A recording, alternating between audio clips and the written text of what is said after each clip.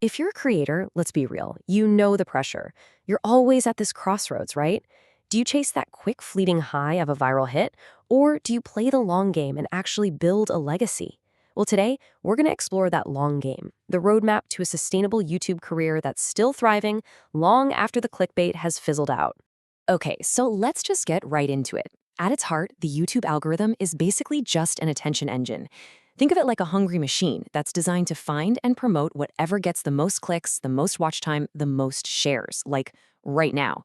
And because of that, it creates this massive incentive for creators to do whatever it takes to grab that attention, pushing them toward tactics that get those immediate flashy results.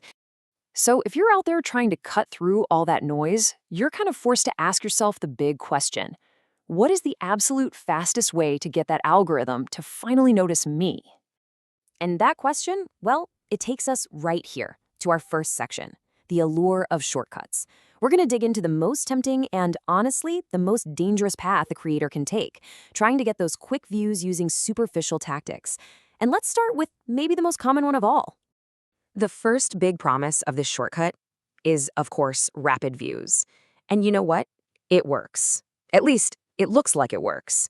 Provocative content is basically engineered to trigger our impulses and give the algorithm that quick sugar rush. It gets you those fast impressions and that initial hit of engagement that you've been dreaming of. And that spike in views, it almost always leads to this, a huge subscriber surge. A single viral video can just flood your channel with new people, and suddenly your numbers are blowing up. But here's the question you gotta ask. Are these people subscribing to you and your ideas, or are they just subscribing to that one fleeting moment? Their loyalty? Yeah, it's almost never guaranteed. All of this, the views, the subs, it creates this powerful illusion that you've made it. You see those big numbers on your dashboard, and it feels so good, so validating. But as we're about to see, these vanity metrics, they're often hiding a super fragile foundation, one with no real long-term future. And this quote just hits the nail on the head, doesn't it? What feels like a launch pad is actually a trap. Behind that initial dopamine hit of views lies a much, much harsher reality. So let's break down the true hidden costs. So the thing is, this strategy comes with some seriously punishing interest rates. First off, the engagement is ephemeral. It's fleeting. Viewers who show up for a cheap thrill, they leave just as fast. Your watch time tanks, your return viewer rate just plummets. Second, brand dilution. Serious sponsors, real collaborators, they're going to look at your content and just pass.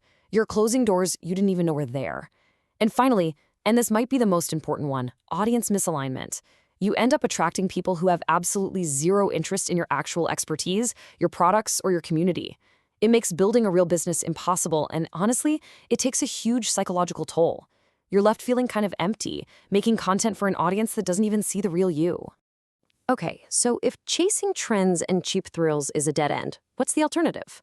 Well, this brings us to a much more powerful and frankly more fulfilling approach.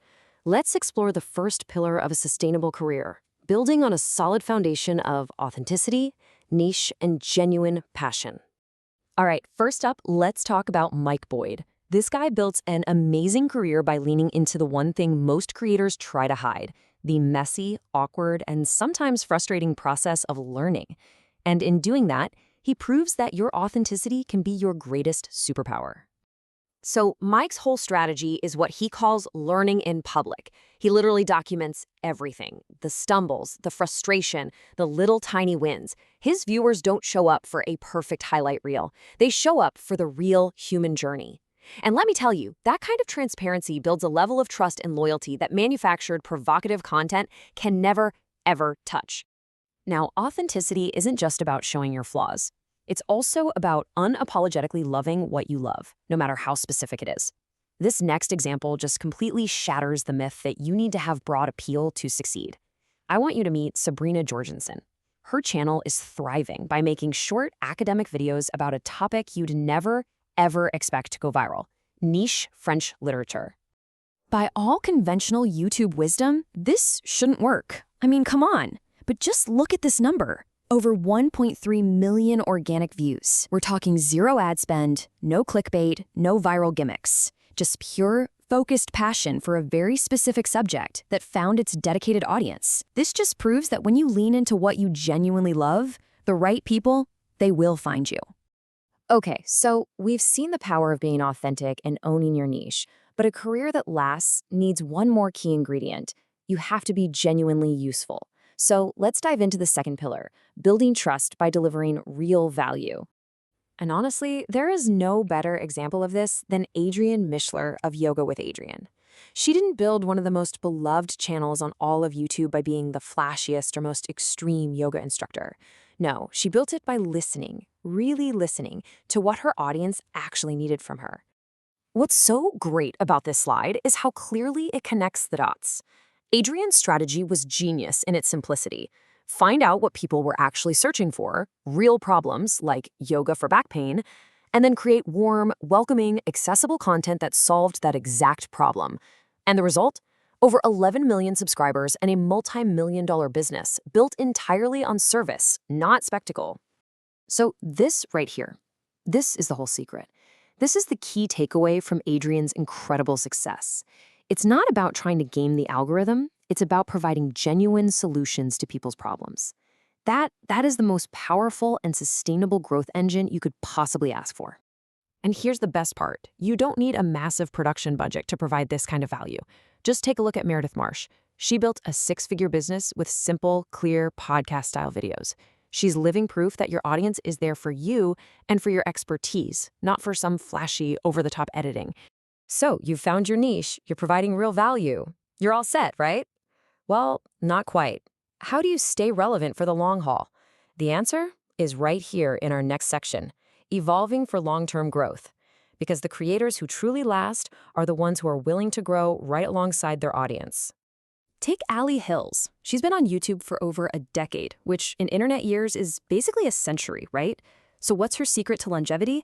She just makes the videos that she wants to watch, everything from original songs to comedy sketches to deeply personal vlogs.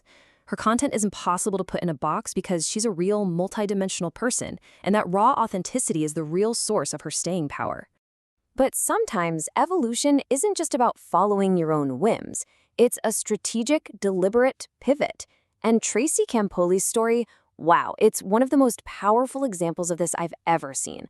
She already had a successful fitness channel, but she made the incredibly brave decision to grow beyond it. So let's really walk through this because it's fascinating. She started in phase 1 with a successful but pretty narrow fitness niche. But then, by actually listening to her audience, she moved to phase 2, the pivot. She expanded into topics her community was already asking for, like beauty and wellness. And finally, in phase 3, she went all in, embracing a full lifestyle brand. See, she didn't abandon her audience, she evolved with them. And would you just look at the impact of that pivot? It's incredible. Her audience didn't leave her, they doubled. By broadening her content to match their evolving interests, she actually deepened her connection and blew up her reach. But here it is. Here is the most stunning result of all. Not only did her audience double, her income tripled.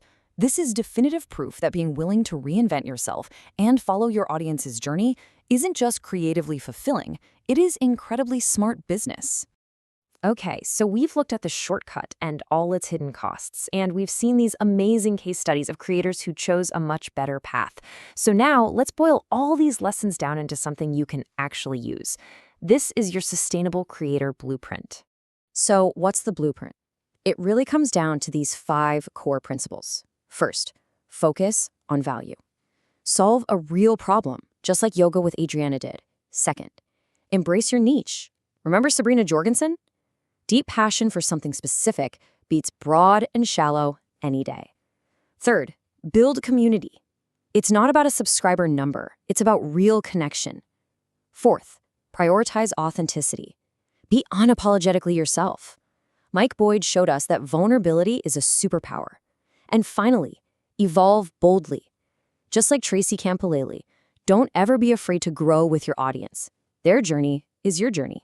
So in the end, when you strip it all away, you're really just standing at a fork in the road.